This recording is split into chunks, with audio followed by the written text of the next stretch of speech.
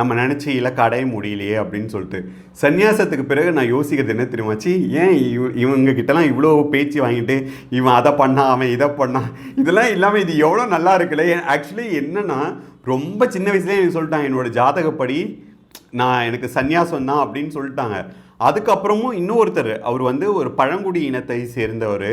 அவர் நான் என்னை இன்டர்செக்ஷன் அறிமுகப்படுத்தினப்ப முகப்புத்தகம் மூலமாக என்கிட்ட பேச ஆரம்பித்து என்னோடய ஜாதகத்தை வச்சு ஆராய்ச்சி பண்ணுறதுக்காக அவர் வாங்கிட்டு அப்போவே என்கிட்ட சொல்லிட்டாரு, இந்த மாதிரி உங்களோட ஜாதகம் சன்னியாச ஜாதகம் தான், நீங்கள் சன்னியாசம் எடுத்தால் உங்கள் வாழ்க்கையே மாறும் அப்படின்னு சொன்னப்போ அது 2021 நான் என்னை வெளிப்படுத்தினேன் அந்த டைமில்.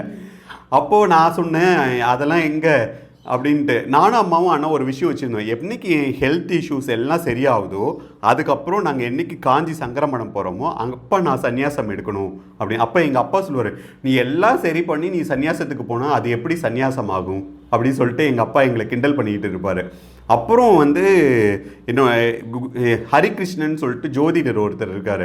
அவரை நான் ஏதாச்சும் வேறு ஒரு விஷயமா பார்க்க போகும்போது அப்பா அவர் சொல்கிறாரு, எங்கள் அப்பா குலதெய்வம் கோயிலுக்கு வரமாட்டாங்க, என்னோடய ஹெல்த் இஷ்யூஸு இதெல்லாம் அவருக்கு கடவுள் மேலே கொஞ்சம் ஒரு மனம் வருத்தம்னால 23 வருஷம் நாங்கள் குலதெய்வ கோயிலுக்கே போகல.